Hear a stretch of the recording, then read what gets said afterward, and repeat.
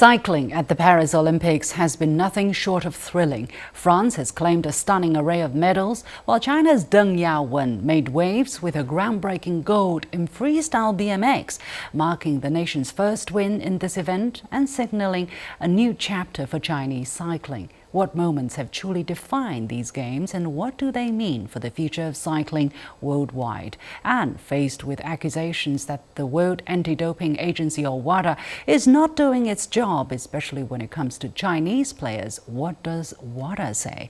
I was pleased to be joined by David Lappartient, president of the Union Cycliste Internationale, or UCI, and the French National Olympic and Sports Committee. He's also a WADA Foundation Board member. Are we doing enough to level the playing field, or are we veering off course? Here's our conversation.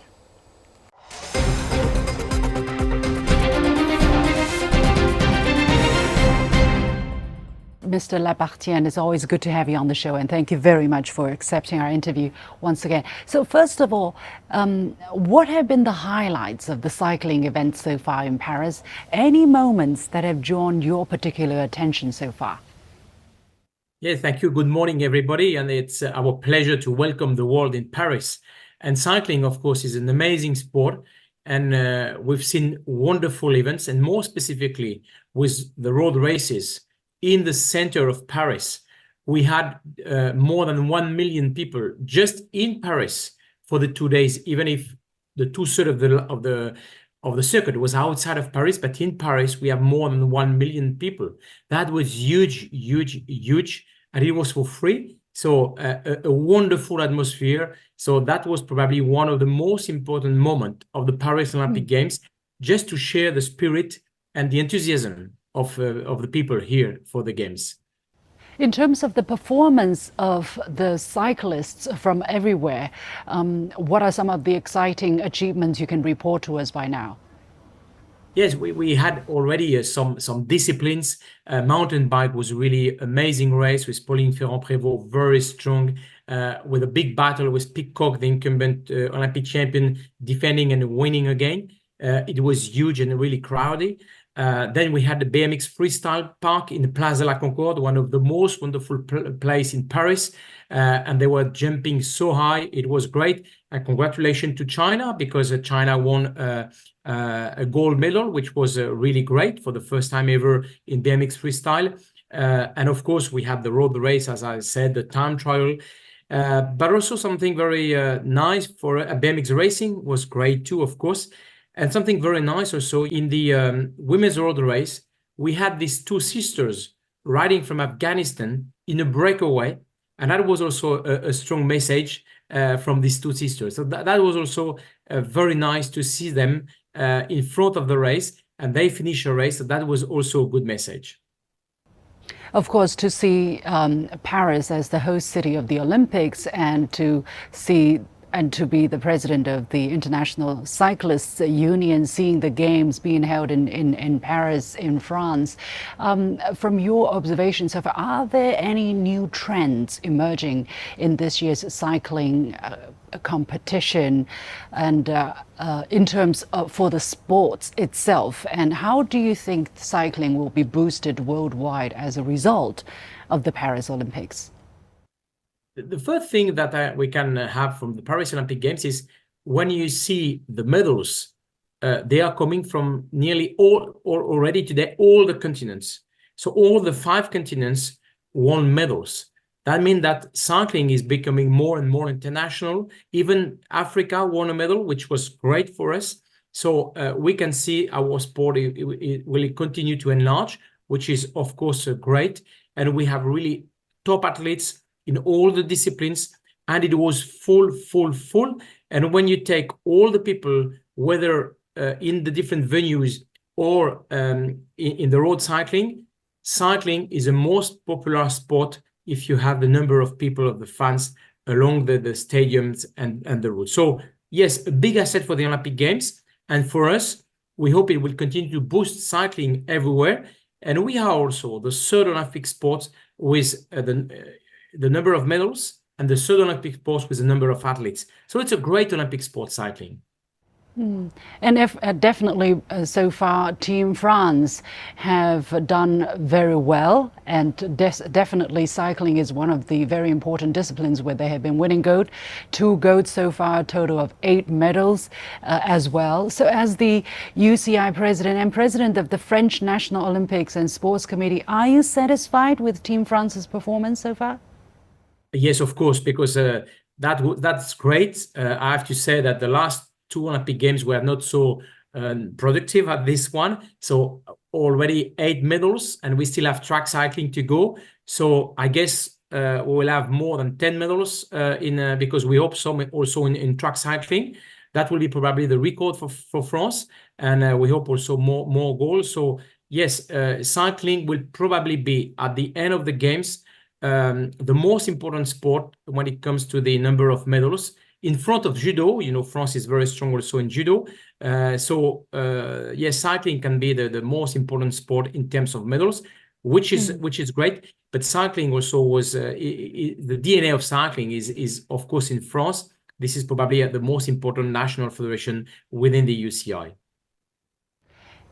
This is very interesting because China, that's where China comes in if you're talking about BMX. And Team China has made a historic breakthrough. I just see some videos that have gone viral on the Chinese social media where 18-year-old Chinese player Deng Yawen won the freestyle BMX park.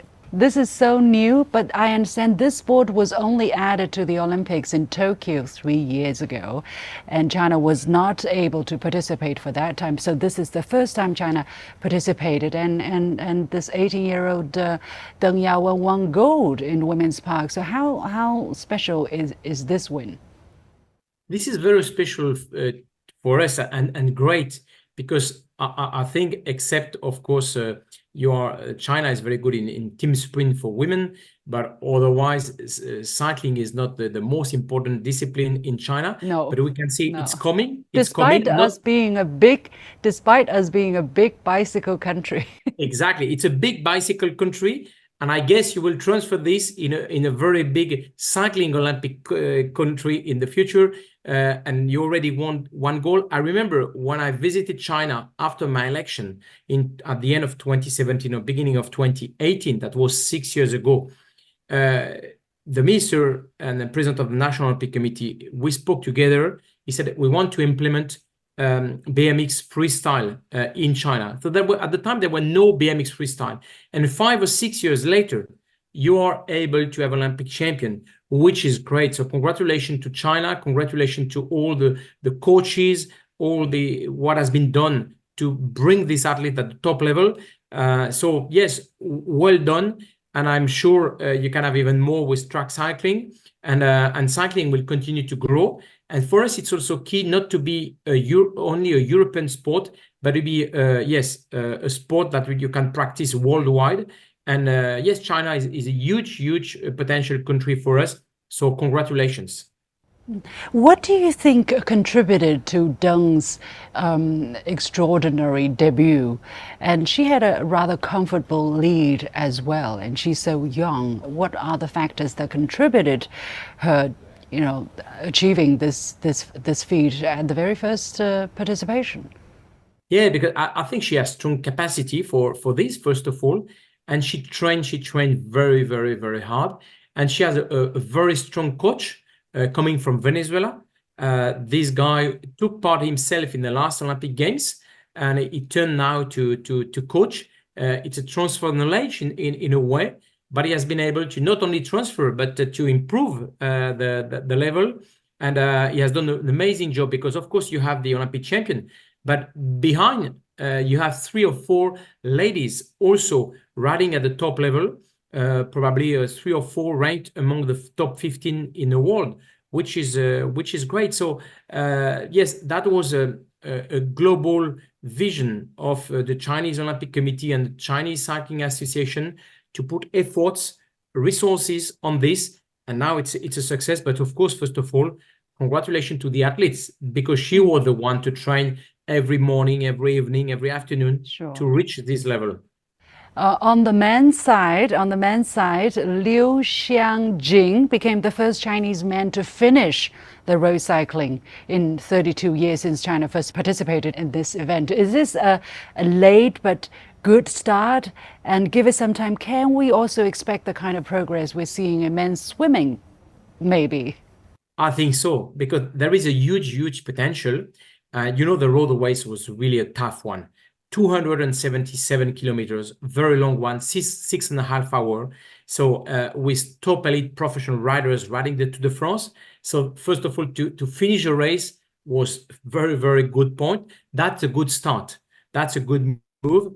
You have good cyclists, and I think they need also to for some of the best athletes to come also sometime in Europe, because it's not a sport like team sprint. You can train alone in your country, come to the games and be world champion or be Olympic champion. On road cycling, it's not the case. You need to compete. You need to understand the race. You need to know how to do with the win.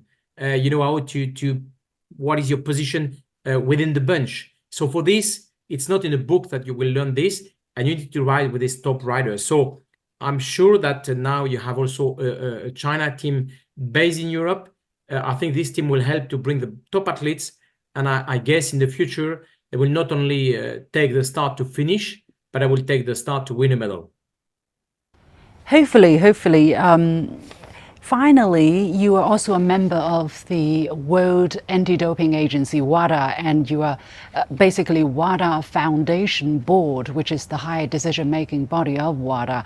So I have to ask you this, as the WADA is being accused of not doing its job, especially when it comes to Chinese athletes. Do you have any comments on that? So for me, it's clear that we trust the WADA. So the WADA, they have been, of course, in touch with the Chinese anti-doping agency, and we trust. We know there can be contamination that are not on a voluntary basis. We know this can happen. We know, so we completely and we fully trust what the statement from the WADA, that there were no infringement to the no violation of the anti-doping rules. So that was clearly the conclusion of the WADA, also with independent prosecutors and so on. And so we believe that the WADA is a very strong organization, well organized, that we can trust. And so there is no reason to doubt about the WADA's position regarding this case.